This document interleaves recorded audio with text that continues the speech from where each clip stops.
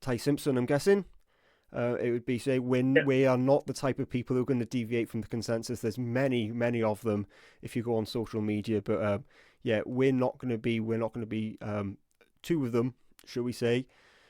First year as a starter in 2025, and I think that's the biggest issue with Ty Simpson. There's a lot there to like um, in terms of strengths. In terms, he's a highly intelligent, coachable quarterback who's got advanced processing and really commandful traits, but is limited arm talent and has modest physical abilities, which for me means I project him as a reliable NFL backup rather than a long term starter. That started 15 games in college. He's mentally ahead of that experience level, and he's able to diagnose downfield, and he wins within structure. He's able to anticipate. He has good situational awareness. But yeah, a severe lack of arm strength and dynamic traits really cap the potential upside of him at the next level. And he's unlikely to elevate an offense through his traits. He's more one of those quarterbacks who's going to be able to stabilize within structure when he's called upon. And that's what I like him for. So yeah, I think he sees the field clearly, pre and post snap, understands defensive intent, throws with timing, manages down and distance effectively. His pocket discipline's really good. He keeps his eyes downfield and avoids unnecessarily escaping the pocket, but that's because he doesn't really have the ability to. That's probably underselling him a little bit. He does have some ability to him, but I just don't really want him doing that if he doesn't need to. Um, his consistent placement in the quick game on slants and hitches and crosses, repeatable delivery as well, and just really he's a game executor when he's drawn upon. There's clear evidence of him being prepared. He's got a good attention to detail, and he's mature and composed despite the lack of starts that he has. Um, my problem with him is if you take Ty Simpson, and we're talking about him potentially being a borderline first round player here because he has been mentioned in those circles. You're effectively drafting a small, older, inexperienced, injury prone quarterback. He's going to be 24 as a rookie. He's only had 15 starts in those games, suffered a lower back injury against South Carolina, subsequently had gastritis, then suffered an elbow injury in the SEC championship game, then a broken rib against Indiana. Props to him for seeing it all out. To be, I will give him credit for that, but you have to question potential durability at the next level. Meanwhile, say he's got a small frame, 6'1", 211 pounds, and he's got that underwhelming arm strength. That he's 20th percentile in height, 17th percentile in weight, lacks velocity on his throws, just functional as an athlete, nothing more than that. And I think he is more conservative than aggressive throwing the ball downfield. Did suffer with a lot of drops last season. That I will note that it was 3,567 passing yards in 15 games, and he had the most drops. PFF credited him with the most drops of any quarterback in 2025. That he just didn't have, apart from Jimmy Bernard, he didn't really have the receiving network that you would expect from Alabama quarterbacks. We'll see how they bounce back in 2026. But yeah, the last thing there for me is that I just don't think you can take him in the first round. The list of players to be drafted in the first round since the year 2000 with less than 600 career passing attempts, and excluding their JUCO seasons, is long. But listen to the names here. You've got Cam Newton, Mike Vick, Trey Lance, Anthony Richardson, Mark Sanchez, Kyler Murray, Mac Jones, Achilles Smith, Mitch Trubisky, Carson Wentz, Alex Smith, Dwayne Haskins. Now, there's some names there that have had success, like Cam Newton, Alex Smith, but most of that list didn't live up to the hype, and they just didn't have the ability.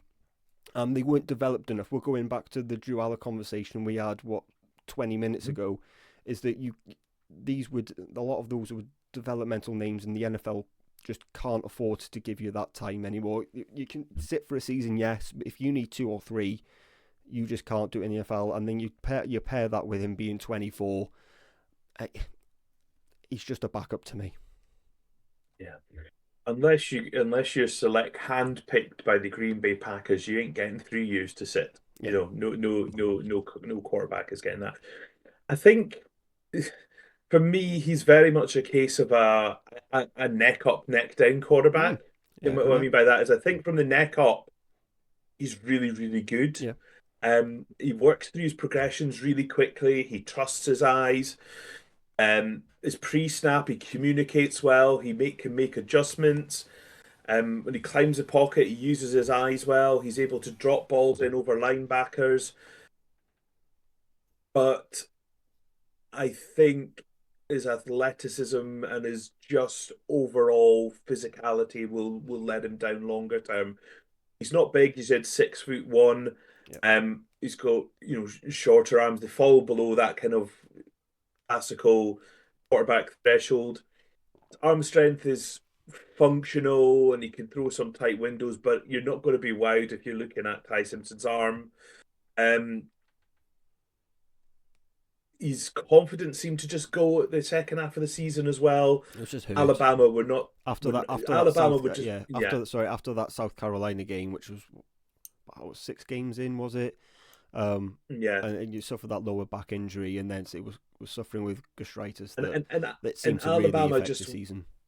Alabama just weren't the Alabama of usual lore. They didn't have that 4 or 5 deep wide receivers and as strong as offensive line. But I do really worry about quarterbacks with such few starts, Yeah, going highly. We've seen it before. It just doesn't seem to work for me. I just don't think there's enough there. I'm honestly surprised that he came out this year. Having had the 1 year starter, he could have went back. There was NIL money on the table for him to go elsewhere as well. There must have been someone having a word in his ear that you yeah, could go highly. yeah. So there Definitely. is definite out there. But for me, if you want Ty Simpson and you want to develop him and you want to pick him in the second round, if you've got a couple of picks, I'd be comfortable enough with Yeah. that. The teams that have 2 first round picks, I think, have such, apart from LA, Mm-hmm. Rams have such deficiencies in their roster. You're looking at Cleveland, you're looking at Miami. Jets. Who else has got? There's Jets. Okay, the Chiefs are not going to be Yeah. interested, but there's a few the other teams that could be interested. They just have such other deficiencies that I would rather spend a first round pick doing other things than taking Ty Simpson. Does someone jump in for him? At the bottom of round one, Yeah. Does um, someone like Arizona or maybe the Jets try and package a Jets. couple of Yeah, picks to get you Arizona. 25, something like that? There's been a lot of chat about is Arizona Mm. interested, and they only have a couple of spots to jump up, so it's not beyond the realms of possible. We had the conversation last year. We didn't think Jackson Yeah. Dart was a round one quarterback, and the Giants, sorry, pulled that trigger. So it wouldn't surprise me if someone did it. It wouldn't be for me though. No, no, totally agree. If you're a team like Arizona, I'd rather ride the Jacoby Brissett wave for a season and just see where you end up for next season. Uh, which, as I say, tell me if you've heard this before, but is looking like it's going to be a better year for quarterbacks next season. But we'll Had see. that this year, didn't We we? said that a year ago. And we'll see what